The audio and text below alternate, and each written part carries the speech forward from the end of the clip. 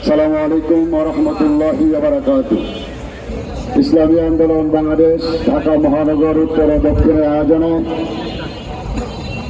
গণহত্যার বিচার, জুলাই সনদের আইনি ভিত্তি প্রদান, আগামী জাতীয় নির্বাচন পেয়ার পদ্ধতির দাবিতে আজকের এই বিক্ষোভ মিছিল পূর্বক সমাবেশে শ্রদ্ধাভাজন সভাপতি, প্রধান অতিথি, সর্বস্তরের ভাই বন্ধুগণ, সাংবাদিক বন্ধুগণ, আমরা আমাদের দাবিগুলি বিগত প্রায় 1 বছর ধরে জানিয়ে আসছি।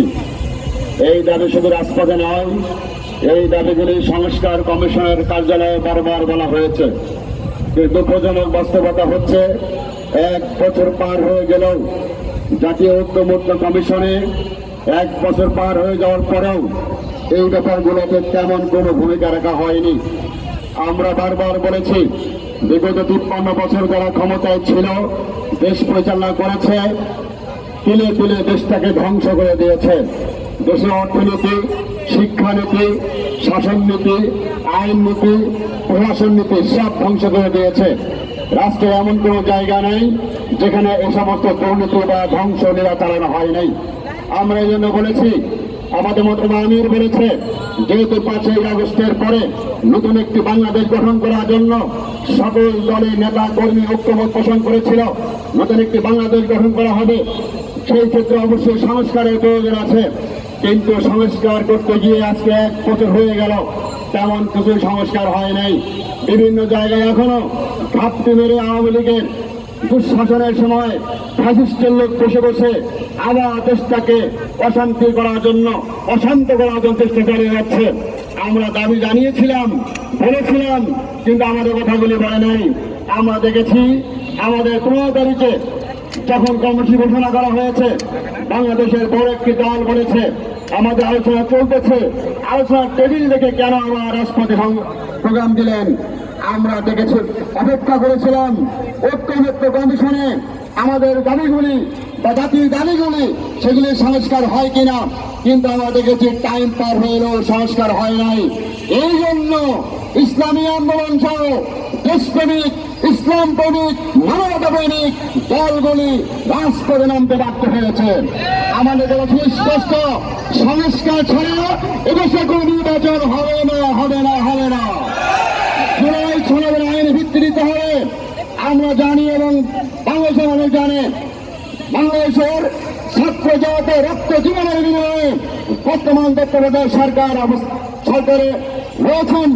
আমরা দাবি করেছিলাম, বলেছিলাম এতগুলি রক্ত আর জীবনের বিনিময়ে সেই নতুন বাংলাদেশ গঠন হয়েছে।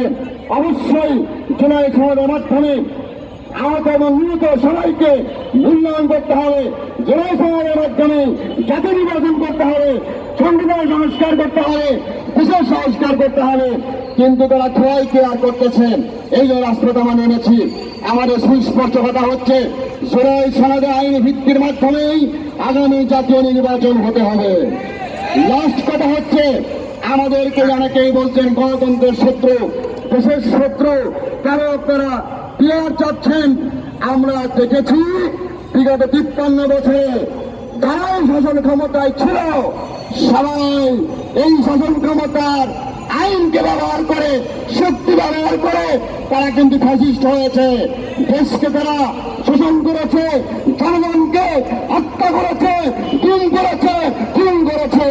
আমরা বলেছি এই সমস্ত বিষয়গুলি বন্ধ করার অন্যতম মাধ্যম হচ্ছে পিয়ার পদ্ধতি নির্বাচন। আমরা দেশের জনগণ, দেশ আমাদের, দেশের ভাবনাচিন্তা আমাদের সবাইকে করতে হবে। কোন একটি দলের হাতে দেশের আইনের চাবিকাঠি তুলে দিতে পারি না আমরা। অতএব আগামী নির্বাচন পিয়ার পদ্ধতি হতে হবে। অতএব আজকে কেবল আন্দোলন নতুন মাত্রায় শুরু হয়েছে। আমরা স্পষ্ট বলছি, যেই দাবিগুলি নিয়ে আমরা রাস্তায় নেমেছি, দাবি না হাঁটায় ভাবা পর্যন্ত আমরা রাজপথ ছাড়ব ইনশাআল্লাহ। আমাদেরকে বলেন আফগানিস্তানে পাঠিয়ে দিবেন, আমাদেরকে বলেন অনেক দেশে পাঠিয়ে দিবেন, যারা বলেন তাদেরকে বলতে চাই আপনারা কোথায় যাবেন?